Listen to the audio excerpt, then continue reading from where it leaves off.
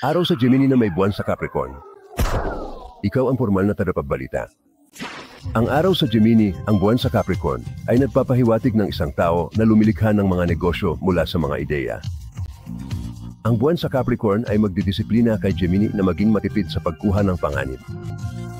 Ito ay maaaring maging isang malakas na posisyon para sa isang CEO. Mag-subscribe at makakuha ng higit pang mga libreng video. Pumunta sa absolutelipsecheck.com. Ano ang mga mahahalagang tanong sa iyong buhay? Mahigit 1 taon na kami ng boyfriend ko. Nakikita mo ba ito na humahantong sa kasal?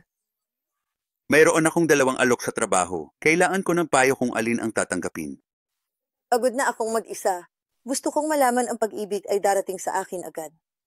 Kaya, kung mayroon kang mga tanong tungkol sa isang problema o nangangailangan ng patnubay, makipag-usap sa isa sa aming tumpak at may karanasang psyche. Makipag-usap sa Absolutely Psyche. Tumawag sa 1-800-400 at 78-877 o bisitahin ang absolutelipsyche.com.